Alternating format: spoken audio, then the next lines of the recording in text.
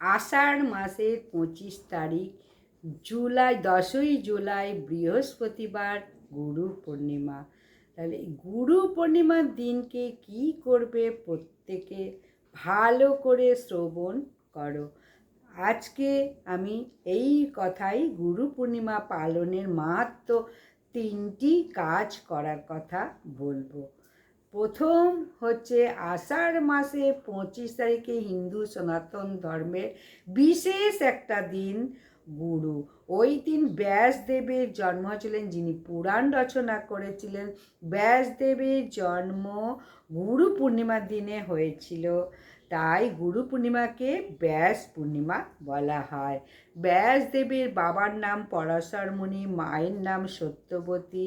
25শে আষাঢ় কিছু কাজ প্রত্যেকের আছে। যতই গুরু প্রণাম করো আর যাই করো, ভগবান কৃষ্ণ নিজে সুদামাকে বলেছিলেন এই জগতে 3 রকম গুরু আছে। প্রথম পিতামাতা, যার থেকে জন্ম পেলি তাকে যদি প্রণাম না করিস, ভক্তি না করিস, তাহলে গুরু প্রণাম করে কোনো লাভ হবে না। তাই প্রত্যেকের কাছে বলবো, হিন্দু সনাতন ধর্মের যারা আছো, নিজেকে গর্ব করে বলো আমি হিন্দু সনাতন ধর্মের, মানে কোনো ধর্মকে অবহেলা না করে সর্বধর্ম সমন্বয়ে প্রত্যেককে বলো নিজের ধর্মকে কখনো নিন্দা না করে, নিজের ধর্মের মানুষকে নিন্দা না করে, নিজের পিতা মাতাকে সবার আগে অবশ্যই প্রণাম জানাও। গুরু পূর্ণিমার গুরুকে প্রণাম জানানোর আগে। তাহলে সর্বগুরুর অগ্রে কোন কাকে প্রণাম করবে? বাবা মা। বাবা মা যদি বেঁচে থাকে তাহলে চরণে প্রণাম করো, আর যদি বেঁচে না থাকে অবশ্যই একটা ফুলের মালা দিয়ে নমস্কার জানো। তারপরে দীক্ষাগুরুকে নমস্কার করো, ফুলের মালা দাও, যত সামান্য সেদিনকে দান করো সেই দীক্ষাগুরুকে। দরিদ্রকে দান করো যদি পারো, না হলে বাবা মাকে প্রণাম করো, দীক্ষাগুরুকে প্রণাম করো, তাতেই হবে। এরপরে বলবো যে ভক্তদের জ্ঞান দান করেছিলেন মহাদেব, মহাযোগী বাবা ভোলানাথ। এই দিনে তিনি গুরুতে পরিণত হয়েছিলেন, সপ্ত ঋষিকে তিনি জ্ঞান দান করেছিলেন। তাই বৈষ্ণব সেবা 10 জন পারো না পারো একজনকে অন্তত সেবা করো। পরমান্ন রান্না করে বাচ্চাদের দাও, তাতেও কিন্তু অনেক লাভ আছে।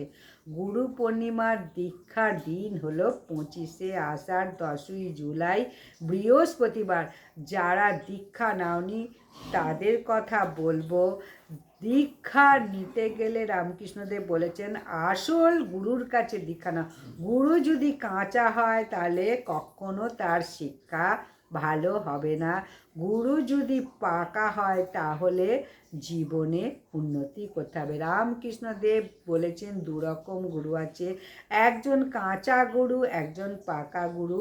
মন্ত্র নেওয়ার আগে মানে যে চুক্তি করে সে হচ্ছে কাঁচা গুরু, আমাকে এই দিবি, ওই দিবি, সেই দিবি। পাকা গুরু বলছে কোনো চুক্তি নেই, ঠাকুরের মন্ত্র নিবি, তাতে আবার কেন দিতে হবে কেন, তুই আমার ছেলে, আমি তোর বাবা। তাই গুরু কৃপা যার আছে তার কোনো কষ্ট নেই। গুরু কৃপা যার আছে সে হরিনাম শুনতে শুনতে আনন্দ পায়, এবং গুরু কৃপা যার নেই সে কিন্তু হরিনাম শুনতে শুনতে কষ্ট পায়। কখন এটা শেষ হবে?